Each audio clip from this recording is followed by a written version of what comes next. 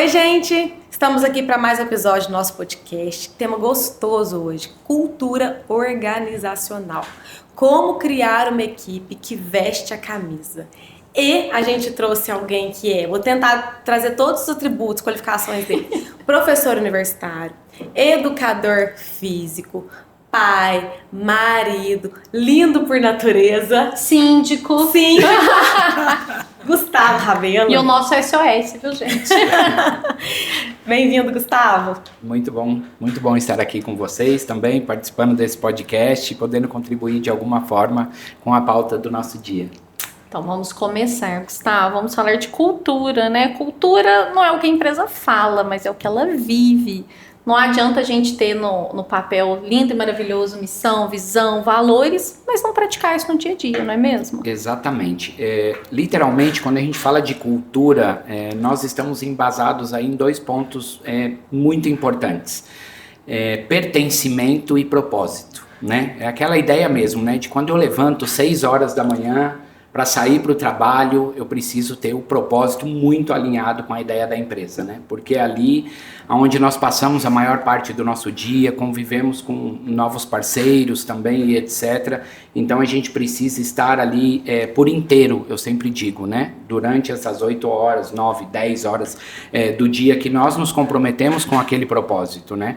E o engajamento é a ideia também ali do próprio pertencimento, do colaborador sentir parte viva daquele projeto, né?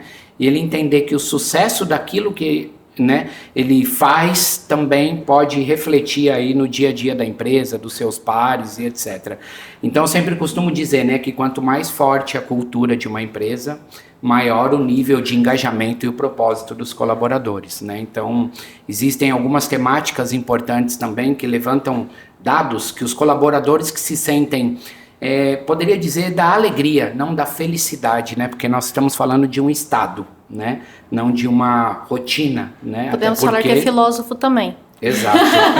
Mas o atributo. Até porque dentro da empresa e dentro da nossa vida também não existe linearidade, né? Nós estamos todos os dias convivendo com as provações do trabalho, da vida, da família, de todos os nossos afazeres.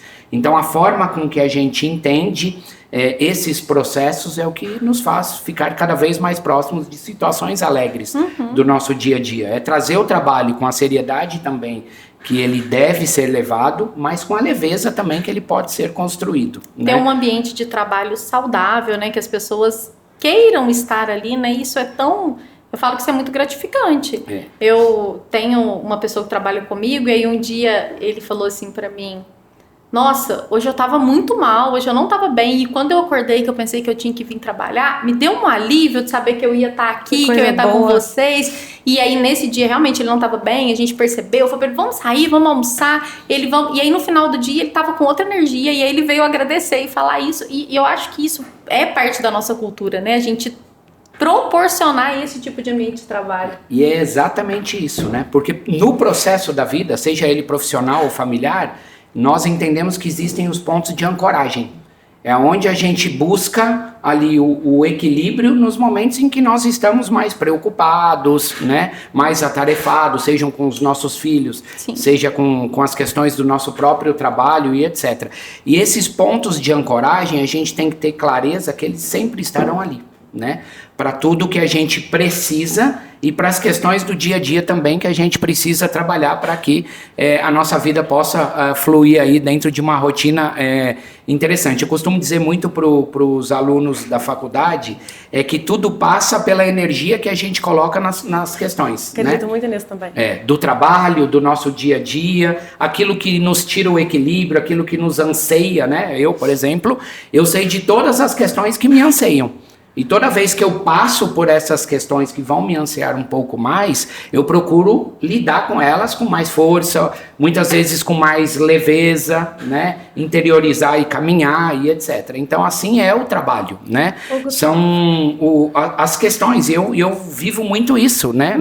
Na gestão, porque nós que estamos no fronte dos processos, nós somos provados o dia todo sobre várias questões que a gente costuma implantar, trabalhar, a gente lida com muita questão cultural, né? Então temos esse outro lado também, porque não é uma cultura forte da empresa. Existe uma questão cultural pessoal, né? É aquela ideia mesmo, quando você vai mudar um processo dentro de uma empresa que já está praticamente estabelecido, eu costumo brincar muito que é aquela ideia daquele livro, né? Peraí, quem mexeu no meu queijo? Então, como é que funciona isso aí? Deixa eu entender esse cara e o que está acontecendo. Mas, ao mesmo tempo, quando as pessoas entendem que as mudanças são necessárias para o bem de todos, as coisas fluem com muito mais tranquilidade, né? Então, Gustavo, e as pessoas vêm, às vezes não, elas vêm com as culturas pessoais delas, né? Sim. E no ambiente corporativo, essa cultura ela é construída de forma intencional, ela emerge da vivência do ambiente, as duas coisas são possíveis. A pergunta que eu faço é o seguinte: toda empresa tem que ter claro que existe uma cultura? Qual que é a importância disso? E como fazer se minha empresa não tem uma cultura definida? Como que é isso? Essa clareza ela é muito importante, Shirley, e ela parte lá no momento da contratação, né? Desde o envio do currículo, a forma com que a gente estabelece essa triagem do currículo e a forma com que a gente conduz as entrevistas. Porque nós temos vários tipos de colaboradores, né? Nós temos os executores, que é aquilo que todo mundo gosta, né? Nós temos aqueles também que são extremamente minimalistas e etc, né? Que tudo ali são os números e etc, calculistas e tal. Então, assim, cabe a análise do perfil para aquele enquadramento profissional do dia a dia da empresa. Mas, ao mesmo tempo, a gente discute muito missão, visão e valores, né? Isso é uma situação que tem que estar clara para 100% dos colaboradores. Aonde nós estamos, o que nós pensamos e para onde nós queremos ir. Quando essa clareza se estabelece dentro do universo da empresa, nós teremos menos ruídos ao longo do processo. Até porque as empresas bem estabelecidas, elas costumam ter POPs, né? Os procedimentos operais padrões, elas precisam imperar na rotina do dia a dia, né? Porque é aquela ideia, cresce e organiza, né? Então, quando esses POPs também estão bem claros, as pessoas seguem as regras e aquilo flui com tranquilidade. Mas, ao mesmo tempo, essas situações, elas se interagem umas às outras, né? Ao mesmo tempo que o colaborador que chega precisa entender a dinâmica da empresa, e aí eu digo muito o meu caso também, né? Dentro de toda uma rotina, por mais experiência na gestão que nós tenhamos, a gente precisa também se adaptar à rotina da empresa. E a empresa vai se adaptando àquele molde de trabalho também dentro daquilo que ela acredita, né? Eu falo que o grande problema que muitas empresas acabam se afundando em muitos ruídos é quando chega um novo gestor, e eu costumo usar muito essa frase, e ele quer dar um cavalo de pau num navio cargueiro, que é uma empresa do tamanho da que nós pertencemos, né? Então isso não existe. Aqueles processos que sempre funcionaram, eles vão continuar funcionando muito bem. Um pitaco ali, outro aqui, um ajuste aqui, outro ali, um POP para organizar algum processo ou outro e etc. Mas eles precisam continuar fluindo, porque eles já estão fluindo dentro da cultura da empresa, né? A Shirley falava muito isso comigo, porque toda semana eu tenho uma ideia diferente, né? Gente, todo dia eu acordo e falo assim, se a gente fizesse isso aqui, na hora do almoço eu já mudei de ideia. Sim. Mas assim, todo dia eu penso uma coisa diferente. Eu chegava assim, Shirley, vamos fazer isso, Shirley, vamos fazer aquilo. Aí a Shirley falava assim pra mim, Nayara, espera. Vamos só deixar as pessoas acostumarem com essa ideia aqui, já a gente implementar outra. Porque realmente, né, assim, com o tempo eu fui entendendo, aprendendo, criando roteiros, né, vamos começar aqui, depois a gente evolui. A Shirley me ajudou muito nisso, porque toda semana eu queria fazer uma coisa diferente. E isso é muito legal, né, Nayara? Porque olha só, quando a gente tem muitas ideias e queremos implantar tudo de uma vez, é porque o sonho está vivo. O sonho está pulsante pela empresa. É aquela ideia numa linguagem muito coloquial, mas eu vou precisar falar sobre isso aqui, porque isso aqui é uma questão muito fisiológica, mas aquela ideia do tesão, do querer estar, né? Eu sempre digo nas aulas da faculdade, o dia que você levantar às 6 da manhã e não tiver tesão em estar na sua empresa, você não pode ir para lá. Porque aquilo é pertencimento, você precisa estar lá para dar o seu melhor, né? E a gente vive isso no dia a dia, né? Por isso que nós temos muitas empresas com uma cultura fraca que a rotatividade de colaboradores é muito alta. Por quê? Porque não tem pertencimento, não tem clareza, o propósito não conversa com o propósito da empresa, o propósito de vida. Cada um puxando para um lado, Exatamente, e os estudos mostram isso. Os adultos jovens hoje, até 30, 32 anos de idade, os estudos mais recentes mostram que essas pessoas mudam de trabalho em até 11 vezes na vida. Né? São pessoas que não têm o propósito deles é ganhar dinheiro agora e curtir. Eu quero viajar, eu quero passear, eu quero ir, etc.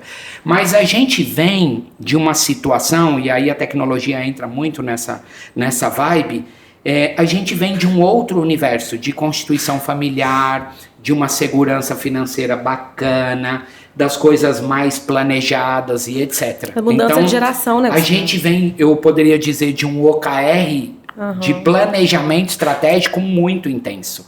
Hoje, o planejamento estratégico é o agora. Curtíssimo prazo. Vamos viver o hoje e entender o que acontece para amanhã. Por isso que muitas empresas, e aí nós temos vários cenários, vários exemplos, que se afundaram nos processos e não conseguiram acompanhar a mudança do mundo, do tempo, do próprio contexto tecnológico.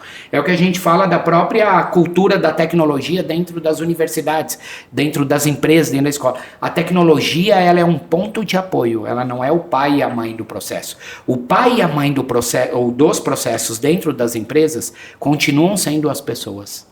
E é por isso que nós cuidamos de pessoas, porque elas continuarão sendo, né, a mola ou a espinha dorsal dentro de todos os processos. Nós precisamos das pessoas para que aquilo que nós planejamos dentro da tecnologia, dentro de qualquer outro formato de trabalho, continue acontecendo. Então a gente precisa entender o mundo, a cultura do mundo hoje, para nos auxiliar a ganhar agilidade naquilo que a gente faz. Ok, vamos dar um exemplo na nossa área aqui do direito, né? Quando a gente abre mão de algumas questões da própria inteligência artificial, né? Da busca de um propósito, de algumas questões dentro do que a tecnologia pode contribuir, é uma situação. Mas isso não substitui, por exemplo, quando a gente vai lá sustentar oralmente, né? Então, isso é uma diferença gritante, né? A IA não substitui a sustentação oral, né? Não então, substitui a escuta, né? Escutar o cliente atentamente, com empatia, entender, trazer o problema dele, a IA não vai substituir isso. Exatamente. Então, assim, essa questão cultural, eu entendo, e quanto mais a empresa der a mão para os colaboradores, mais aculturado ele estará num curto espaço de tempo. Quando a empresa recebe o colaborador, coloca ele na fogueira, no bom sentido da palavra, o trabalho é esse, o seu responsograma é esse e o acompanhamento é esse, ele vai demorar um pouco mais para construir o processo, porque o processo ele é diário. E o dar as mãos, ele precisa ser diário. E foi isso que literalmente aconteceu comigo também quando eu cheguei, né? E etc, né? A Chile, Nayara, me deram as mãos e a gente conseguiu caminhar com tranquilidade, com segurança daquilo que a gente precisava implantar. E é assim que nós fazemos também com todos os colaboradores que aqui chegam, né? Procurar instruí-los no caminho do bem, ter mais tranquilidade, mostrar os atalhos para que o trabalho possa aparecer. E eu sempre digo assim, cultura forte tem a ver com uma palavrinha que gera um incômodo muito grande dentro das empresas. E essa a gente precisa conversar um pouco sobre essa questão, que é a felicidade. A grande dificuldade hoje do ser humano é o seguinte: eu quero ver a Shirley feliz, mas não mais do que eu. Essa é a grande dificuldade do ser humano. A dificuldade do ser humano é falar assim, cara, a Shirley, a Nayara, elas brilharam e a sua vibração é a minha também, não é? Então a dificuldade do ser humano dentro das empresas é lidar com a felicidade do seu parceiro de trabalho. E às vezes o parceiro tá feliz só por estar fazendo o que ele faz, né? E tá incomodando. Esse é o grande desafio. Mas quando as pessoas conseguirem entender que a alegria do outro não apaga a sua luz, exato, grande parte dos nossos problemas culturais estarão resolvidos. Porque quando a gente fala de cultura forte, nós não falamos de empresas que deixam de apresentar os seus problemas no dia a dia. Mas nós estamos falando de empresas que conjuntamente conseguem solucionar os problemas rapidamente da melhor forma possível. Isso é uma cultura forte. É quando todos estão na mesma direção. porque não somos iguais. Isso chama-se princípio da individualidade biológica. Cada organismo responde ao mesmo estímulo de uma forma diferente. Então, eu sou só o Gustavo, você é só a Shirley, você é só a Nayara, nós convivemos no mesmo espaço, pensamos de forma diferente, mas a nossa convergência precisa estar na mesma rota. Esse fit cultural, né? Isso. Que eu entendo que tem muita relação com a governança, né? Exato. E quando a gente fala em governança, a gente precisa falar de liderança, que tem um papel muito importante. Exato. De exemplo, né? Exatamente, exemplo, porque a gente pode pregar uma cultura maravilhosa, mas se quem tá ali olha para a liderança e não enxerga esse alinhamento, isso vai para água abaixo, não cola, né? Não dá para. E liderança forte não significa ser bonzinho. Exato. Significa ser firme, bondoso, né? Aquela ideia que a gente sempre fala. Seja duro com os problemas e suave com as pessoas. É isso. Mas você sabe Simples que quando assim, a pessoa né? tem uma liderança forte, eu já observei muito isso, assim. Quando o colaborador ele erra, mas ele está muito alinhado, ele está muito junto com a liderança, a forma de repreendê-lo, ela é muito mais sutil, talvez, porque ele já se sente incomodado, porque ele sabe que ele errou. Então, assim, pelo menos, eu enxergo que quando você precisa chegar no colaborador e mostrar para ele tão claramente que ele errou, o prejuízo que aquilo traz, ele não tá seguindo a mesma linha. Porque você precisou ir lá mostrar para ele o prejuízo que aquilo causou. Quando o colaborador tá na mesma linha, ele tá, né, vibrando ali na mesma sintonia, ele vai sentir. Gente, assim, nós temos, vou dar até um exemplo, tem uma pessoa que trabalha comigo já tem muitos anos, e aí ele nunca atrasou, ele sempre chega no horário, me responde na hora, e aí um dia, eram umas 10 horas, ele ainda não tinha aparecido. E aí, assim, eu estava preocupado com ele, não pelo fato de ele não ter chegado, ele me responde toda hora.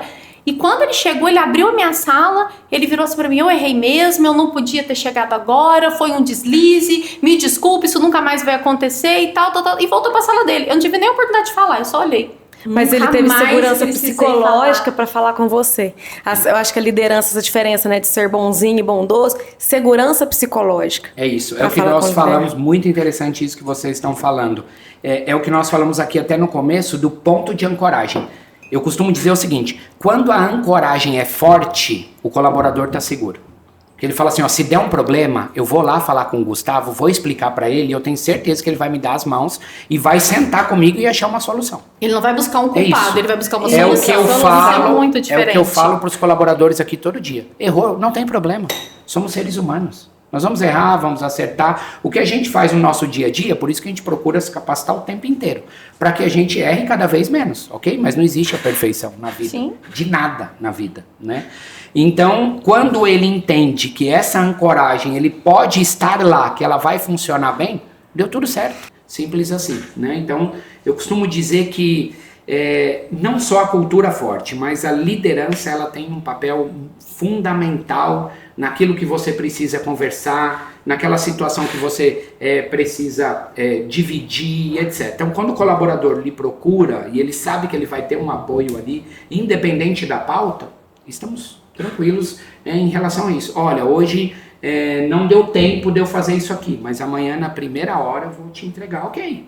Mas está avisado, estamos conversados, está tudo certo. A comunicação está clara, tá? Okay. E essa comunicação clara, desculpa, Gustavo, mas ela é importante, como passa a mensagem sem precisar dizer. O Gustavo Chalfo, nosso líder, sempre trouxe muito claro o quão importante é para ele a questão do retorno. Uhum. Retorno ao cliente externo, retorno ao cliente interno. Uhum. E aí é tão natural que quem chegue, a gente transmita isso para a pessoa. Então, peraí, ó, dá o retorno. Isso foi enraizado na gente. Exatamente, dá um retorno. Eu te mandei mensagem, me responde. Eu te liguei, retorna. Sinaliza, não só porque o retorno é importante. Até porque se eu não dou o retorno pro meu cliente interno, se eu não retorno o Gustavo Rabelo, se eu não retorno nada, eu vou retornar meu cliente externo? A probabilidade é mínima. E aí eu falo isso pra gente entender que também é moldável. Quando o colaborador entende que a cultura, os valores daquele lugar são estes, estão bem estabelecidos, é possível adequar.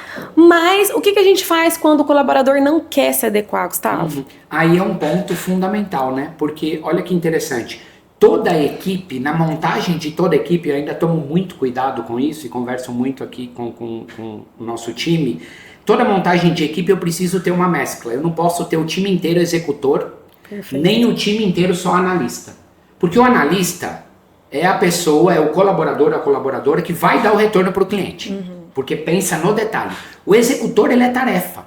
Ele é tarefa. Você entregou a tarefa para ele, no final do dia ele vai te entregar. Mas se algo foge do contexto da tarefa, ele não vai entregar. Se ele precisa dar um retorno mais polido para um cliente, se ele precisa dar uma tratativa via telefone com muita agilidade, falei com o cliente agora, eu preciso que retorne para ele agora. Então, esse não é um papel de um executor.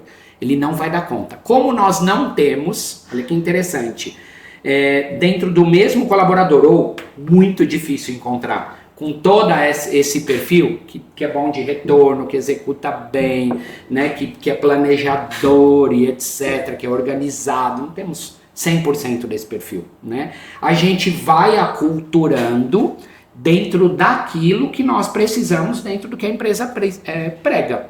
Mas assim, esse eu entendo que hoje é o maior desafio das empresas. Né? O maior desafio. Você fala assim, aquele cara é muito bom, mas ele não deu esse retorno. Aquele lá, ele dá muito retorno, mas no final do dia ele não entregou essas tarefas. E etc. Mas é entender também o que é moldável, o que é aceitável, e aí entra o papel da liderança, que é o quê? Capacitar esse colaborador. Que é um outro ponto que a gente precisa conversar. Porque o contexto da cultura, ela passa muito pelo treinamento. Então, como é que eu aproximo o colaborador da cultura da empresa? Capacitando ele. Capacitando ele. Eu preciso dar ferramentas e condições para que ele esteja cada vez mais próximo daquilo que a empresa pensa. Mas né? Então, tudo assim, é possível de capacitação? Tudo, ou, aliás, né, quando o colaborador quer, né? Essa é uma excelente pergunta, né? Porque a ideia do desenvolvimento de um colaborador, ela é uma via de mão dupla, né?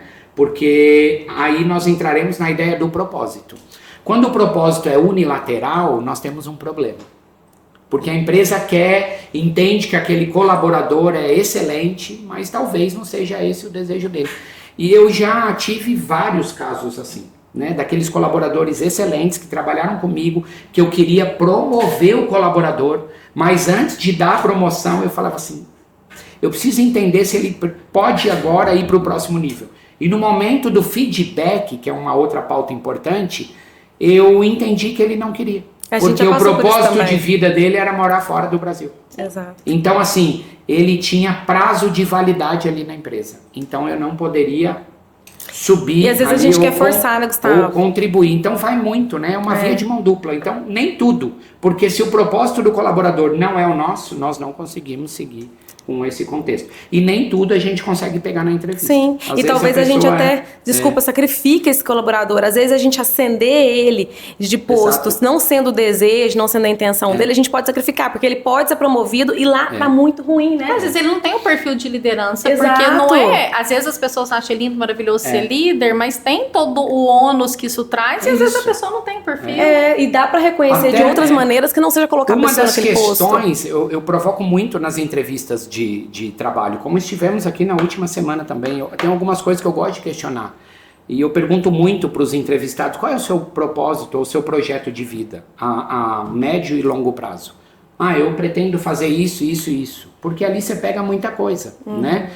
E no final eu sempre pergunto, às vezes você está fazendo a entrevista com várias pessoas. E aí eu pergunto no final da entrevista, Nayara, por que eu deveria contratar você e não a Shirley? Eu sempre faço essa pergunta. Por que eu deveria contratar você? E ali, no propósito, você pega com clareza por que a pessoa, né? Eu lembro muito de uma entrevista, e vou contar uma passagem aqui muito rápido.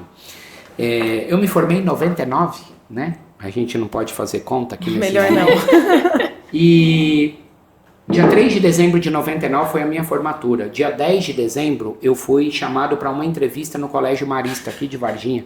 O colégio tinha acabado de chegar em Varginha. E aí eram, né, muitos currículos, uma vaga para professor de educação física naquela época, que começaria em fevereiro de 2000, né, o trabalho.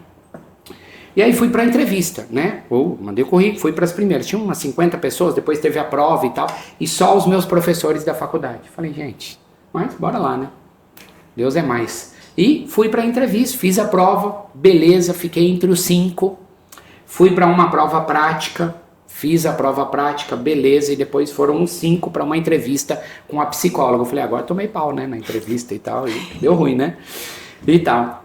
E aí, psicóloga interagindo com a gente e tal, e no final da entrevista ela falou o seguinte: olha, gente, se fosse para vocês fazerem um pedido hoje na vida e tal, aí os professores estavam lá, a galera, pô, meu cachorro, não sei o quê, aí o outro falou, queria paz mundial e tal, e chegou na minha vez, falei, gente, se fosse para fazer, né, um pedido hoje, é para a vaga, eu quero trabalhar aqui amanhã, eu quero trabalhar nesse lugar, mas meu sonho é trabalhar nesse lugar, meu sonho é trabalhar aqui, é esse o meu pedido hoje, né, não sei amanhã. Naquele momento era hoje, aquele pedido. a vaga, eu quero a vaga, essa foi a minha resposta, esse é meu sonho, ponto. Acabou a entrevista, beleza, no outro dia o colégio ligou para mim. O diretor gostaria de conversar com você, professor Antônio Carlos, foi o primeiro diretor. Ele falou assim, você veio muito bem, até a última etapa do processo, mas a sua resposta trouxe você até destacou. aqui. E aí fui contratado, fiquei lá 15 anos e etc, aquela coisa toda. E aí assim, é o querer. Isso é intrínseco, eu não tem como, isso não é treinável, ou você quer ou você não quer. Não quer. Tem meio do caminho, é o que eu converso muito com as pessoas. Porque eu falei, nem tudo é capacitável. Gente, quando eu vou sentar com um colaborador, eu falo assim, ó, pra cá não vai dar bom, pra cá vai dar bom, eu estou junto com você, mas aqui eu não deixo você escolher, então eu preciso, nesse momento, direcionar o melhor caminho, para que possamos juntos fazer as entregas e resolver os nossos problemas. Eu aponto o melhor caminho. Vou resistir daqui, dali, mas vamos fazer. É isso, né? É isso que precisa ser feito. O que precisa ser feito, eu falo muito até da atividade física, né? As pessoas falam, pô, um bom ambiente de trabalho, cultura, é aquele também que as pessoas cuidam de si. Sim. Isso faz parte da cultura da empresa, o cuidado com você mesmo. Né, seja na atividade física, com aquilo que você estuda, com aquilo que você come, com as pessoas que você se relaciona, com o seu ciclo, tudo isso faz parte do processo, né? Eu brinco muito e falo assim, gente, nós temos o tripé da vida, isso é cultura de empresa. O tripé da vida é sono, atividade física e alimentação. Quando uma dessas três situações entra em desequilíbrio, a gente adoece. Se eu durmo mal, eu adoeço. Se eu como mal, eu adoeço. E se eu não faço nada de atividade física, eu adoeço muito rápido. Por quê? Porque é o tripé da vida. Eu falo, então vamos cuidar do tripé. Você não dorme e não come, então beleza. Assim como você troca de roupa todo dia, toma banho todo dia, então a educação física precisa ser rotina.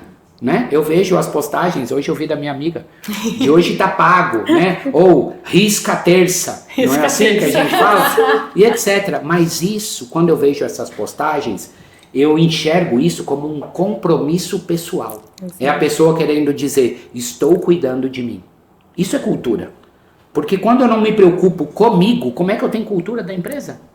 Trabalhar 12 horas não é saudável, deixar de comer não é saudável, se entregar só pela empresa não é saudável, isso também é cultura. Cultura é você cuidar de você, cuidar da sua família. Equilíbrio, né? É o equilíbrio, porque aí o rendimento dentro da empresa vai ser nota 10 também, né? Gustavo, pegando esse gancho dessa questão de cultura, do autocuidado, você mencionou na sua fala também a questão da valorização. Valorização é só financeira? Nunca será. Nunca será. Eu acredito fortemente nisso, né? Às vezes um feedback, eu já tive aqui com vários colaboradores, falou, Gustavo, pô, nem é a grana, cara. O fato de você ter me chamado aqui, né? Cara, isso faz tanta diferença na minha vida, né? Hoje eu atendi, né, também uma associada nossa também com brilho no olho. Você me ajuda, tô com um projeto, quero fazer um evento da OAB Jovem. Cara, pensei em você, pra você me ajudar, você vai comigo? Você não sei o que e tal. Então você fala assim, cara, olha como a gente já abraçou a causa, conquistamos a pessoa e tal. Então assim, nem sempre é o recurso. É o estar bem, é o sentir pertencimento. Pertencimento. É você ser valorizado naquilo que você faz. O recurso é bacana? Ele resolve muita coisa na nossa vida? Claro. Ele nos ajuda? Claro. Faz parte do processo. E eu costumo dizer assim, rasgado, não tem almoço grátis. Isso não existe. Isso é conversa. Então nós podemos assim concluir, né, que se a pessoa ela se sente parte, se ela se sente vista, se ela se sente valorizada, o engajamento acaba vindo de forma natural. Aí eu poderia concluir que ela está aculturada. Boa, ótimo. Aculturada, né? Se ela desenvolveu esses 3 pilares importantes dentro da empresa, ela está aculturada. Dali pra frente é só sucesso. É só sucesso. Aí o recurso, e aí o lado financeiro, ele vai vindo Ele é automático, chega, né? Automaticamente. Porque o que acontece? O mercado começa a colocar um holofote aqui, fala, opa, iluminar o processo. Exato. Então, deixa eu entender o jogo aqui. É essa pessoa que tem que ser valorizada. É isso, né? Por quê? Porque ela por si só ela vai brilhar. O mercado tá atento ao que está acontecendo, né? Então ali ela vai conseguir evoluir dentro daquilo que ela se propôs a fazer. Ô, Gustavo, de uma maneira muito prática, como construir uma equipe que veste a camisa? Olha, dando condições de trabalho, e quando eu falo de condições, eu não falo de tecnologia, eu não falo só de bom salário, eu falo de condições ambientais. Isso é um dos maiores diferenciais. Porque as pessoas, elas se demitem pelo ambiente, não pelos valores. Na maioria dos casos, elas se demitem do ambiente de trabalho, não é pelos valores. Então, o valor é uma consequência, ela quer ter tranquilidade. Ela quer se sentir valorizada, ela quer se sentir acolhida, ela quer fazer o que ela gosta, né? Então, às vezes, o salário é atrativo, a gente vê muito aí, né? As vagas dos grandes players, só que nem sempre é assim, porque muitas vezes eu costumo dizer que o salário também adoece. O salário adoece, Sim. Porque se o ambiente é tóxico, você não consegue viver naquele ambiente, você pode ganhar a grana que for, que não vai tá bom. O dinheiro nunca será suficiente, né? Mas o ambiente, sim. Hoje eu, particularmente, eu posso dizer, né, de uma transição de gestão, que eu tenho tesão de acordar às 6 horas da manhã e vir para cá e responder o povo, e à noite, e 6 da manhã, e sábado e domingo, de fazer as coisas, porque eu entendo que isso tá fluindo bem, né? E eu me sinto bem fazendo essas questões também. Então, numa linguagem bem coloquial, o ambiente, ele resolve muito mais a cultura do que muitas vezes os próprios valores financeiros e etc, né? Logicamente que quando tudo isso se encontra, eu tenho um bom salário, o ambiente é bom, aí eu digo, é só sucesso. Esse eu poderia dizer o seguinte, é o mundo ideal, e graças a Deus hoje nós todos vivemos o mundo ideal aqui, dentro desse lugar, né? Então assim, é um que mundo... assim continue. É um mundo ideal, porque são excelentes pessoas, um lugar bacana, que te dá as melhores condições de trabalho, de se relacionar com pessoas magníficas e etc, e que você aprende todos os dias, e assim, né? Mas nem toda empresa é assim. E aí eu poderia dar um exemplo, né? Eu tenho muitos amigos que foram, não são mais, e não é muito pelo contrário, mas que já passaram por diretorias de grandes players, bancos e etc, e que foram consumidos pela cultura, né? E hoje viraram empreendedores, preferiram seguir outro caminho para continuar vivendo, poderíamos dizer assim, para continuar vivendo, de verdade, literalmente vivendo, né? E quando você acorda e vive o dia, tem algo errado. Eu preciso ter o dia, né? Eu não posso viver o dia não pode passar. Eu preciso estar ali interagindo com o meu dia, né? Com as coisas boas, com os desafios. Não posso ter a sensação de que eu só estou esperando o tempo passar, né? Eu não estou fazendo nada. Nenhum, né? Os compromissos vão acontecendo e você precisa se entregar para que todos eles aconteçam da melhor forma possível, né? Bom, Gustavo, muito obrigado pela sua participação, por esse bate-papo tão gostoso. Muito né? gostoso. Eu penso que a gente sai com uma lição, assim, vestir a camisa. Eu gosto daquele torcedor, eu acho que eu sou essa torcedora, que eu visto a camisa do Cruzeiro, se ele tá ganhando ou se ele tá perdendo, tá? Porque eu não tô acompanhando muito ultimamente. Mas assim, porque você acredita naquela camisa que você tá vestindo. Você tá com aquela camisa nos dias ruins, nos dias bons, porque você acredita literalmente naquilo. Tem um detalhe importante aí pra gente fazer um fechamento lindo. Existe uma diferença entre vestir a camisa e suar a camisa. Vestir a camisa eu posso vestir no primeiro dia de trabalho, mas suar a camisa só se eu tiver aculturado. Então, a partir de agora, eu tirei você sua camisa. Eu vou suar muito essa camisa. Sempre será. Muito obrigada, Obrigada, Gustavo. Eu que Até o agradeço próximo. a oportunidade. Até o próximo episódio, pessoal. Obrigada, gente. Tchau, tchau.